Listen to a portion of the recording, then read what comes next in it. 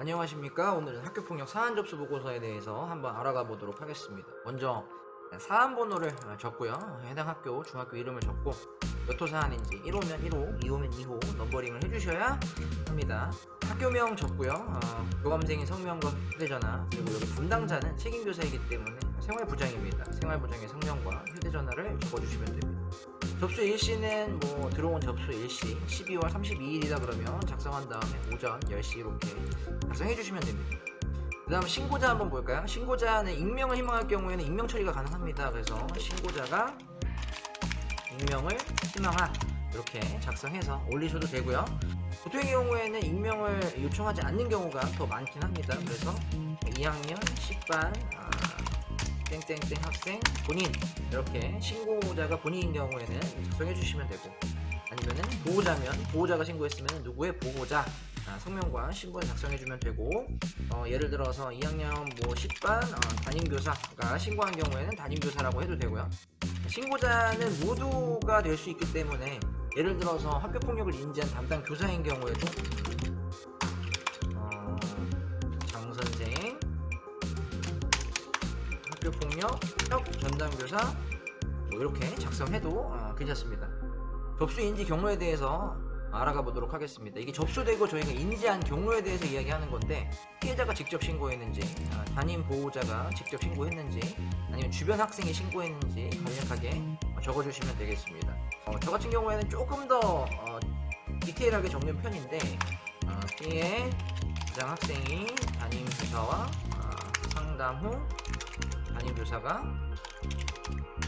생활부 신고, 이렇게 담임교사인 경우에는 이렇게 작성하기도 합니다. 그러면 신고자가 담임교사여야겠죠. 가해자와 피해 학생 분리 여부, 요 분리는 이전에 설명하긴 했지만 피해 주장 학생이 신고를 하겠다라고 이야기를 하면 제일 먼저 관련된 서류를 아이한테 내용을 설명하고 받아야 됩니다. 가해 학생과 가해자와 즉시 분리를 시행했는지 여부를 여기다가 적어야 합니다. 즉시 분리를 무조건 시행해야 되는 건 아닙니다. 분리 예외가 가능한데, 피해 학생이 반대 의사를 표명한 경우에 분리 예외 사유에 해당됩니다. 피해 주장 학생이 가해 학생과 같이 수업을 받거나 같이 생활하는 거에 있어서는 크게 부담이 없다라고 반대 의사를 표명해서 서류를 제출한 경우에는 분리를 시행하지 않아도 됩니다. 혹은 교육활동 중이 아닌, 예를 들어서 두 학생 중에 한 명이 실제 신고는 했지만, 신고가 들어갔지만 체험학습을 갔다든지, 아니면은 이제 정상적으로 학교에서 활동을 해서 서로 마주치는 경우가 아닌 경우에는 분리 예외 사유에 포함될 수 있습니다. 혹은 가해 학생과 가해 추정 학생과 피해 주장 학생이 분리되었다, 요것 중에서 하나가 기재가 되면 되겠죠. 예시로 하자면은 반대 의사를 표명해서 분리하지 않는 걸로 예시를 이렇게 작성해서 올리는 방식으로 한번 설명해 보도록 하겠습니다. 신고 인지 내용에 대해서는 육하원칙에 의거해서 접수한 내용을 간략하게 기재를 하게 되어 있습니다. 양쪽 학생의 이야기를 좀 들어보고 대략적으로 양쪽 학생의 확인서를 좀 받아본 다음에 두 학생의 주장 내용을 좀 정리해서 여기다가 작성하는 것이 좋습니다. 통상적으로 내용이 복잡하지 않은 경우가 더 많지만, 내용이 복잡한 경우에는 최대한 간략하게 적는 것이 좋습니다. 하지만 육하 원칙에 의거해서 작성을 꼭 하셔야 됩니다. 가령 예를 들어서 2학년 10반 학생은 2학년 11반 땡땡 학생에게, 미음미음 학생은 땡땡 학생에게 신체 폭력을 당했다고 주장한, 이거는 초안이고요.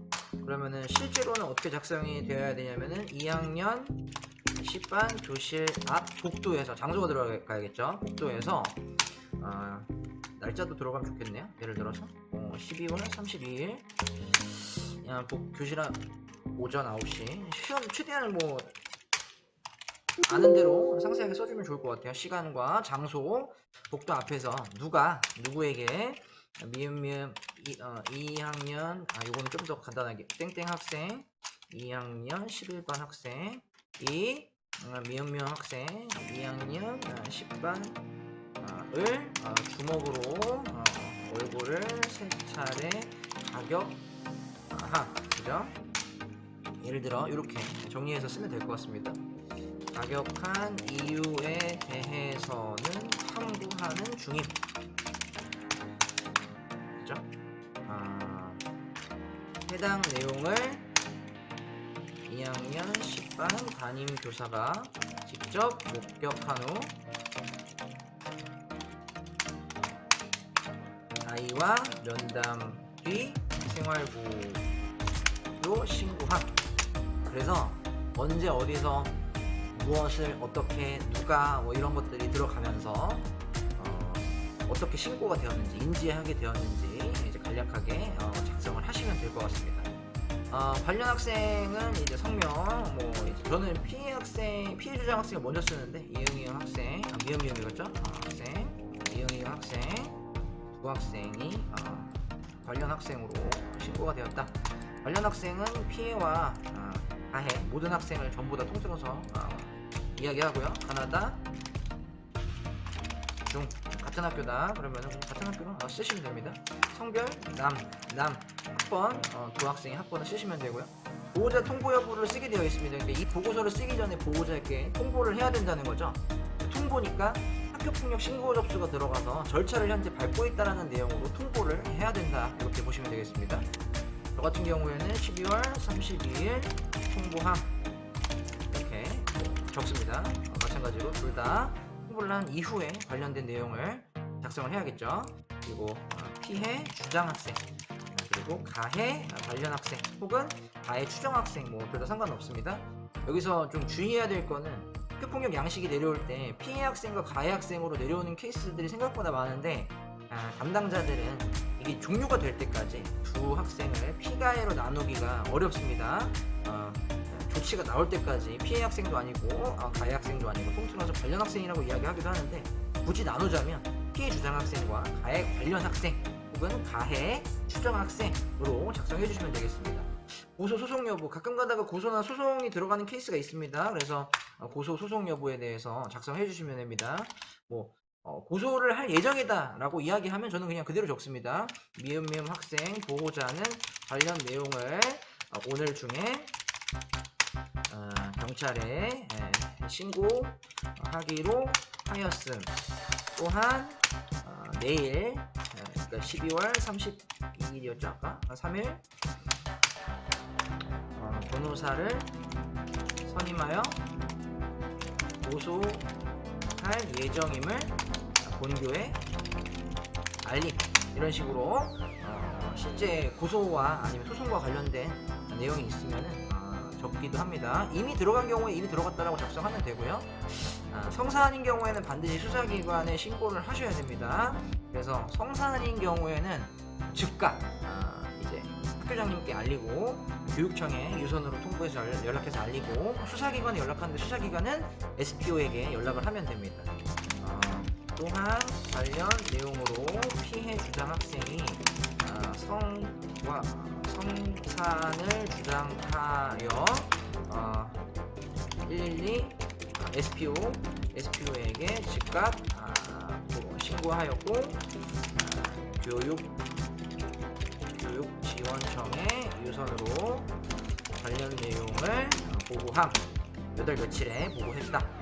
유선으로 12월 32일에 관련 내용을 보고함. 이렇게 최대한 상세히 작성을 해주시는 게 좋을 것 같습니다. 관련 학교명 예를 들어서 타학교 관련되었다 라고 하는 경우에는 타학교 이제 가나다에 있으니까 A, B, C 중학교 다른 학교 학생과 관련된 경우에는 관련된 학교를 적고 유선으로 통보를 하시고요. 12월 32일 오후 1시경 유선으로 통보 ABC 중학교 생활부장 이렇게 이제 연락처까지도 적어주셔야겠죠? 이렇게 작성하게 되면은 보고서가 완성이 됩니다. 보고서가 이렇게 잘려서 나오는 경우 있는 저 같은 경우에 글자처럼 취급 해제해서 학교에서 셀 나눔으로 예쁘게 보고서가. 그래서 이 내용을 이제 그 기한문을 통해서 올려야 합니다. 기한문을 올리는 방법에 대해서 한번 설명드려 볼까요? 일단 공문서 작성할 때 제목을 먼저 써야 되는데 2022년 1호 사안 접수 보고 이렇게 작성을 간략하게 해주시면 되고요. 교육청에서 원하는 거는 이 앞부분 몇 년도 몇 호 사안인지 꼭 적어달라고 요청 사항이 있었습니다. 그래서 꼭 적으셔야 되고요. 교육지원청까지 올라가야 되니까요. 관련한 학교폭력 예방법 제20조 학교폭력 신고의 의무, 요거는 뭐 삭제하던지 학교폭력 예방법만 쓰셔도 뭐 관련 상관없습니다. 두 번째, 학교폭력으로 신고 접수된 내용을 부침과 같이 보고합니다. 간략하게 작성한 다음에 올리시면 될 것 같고요.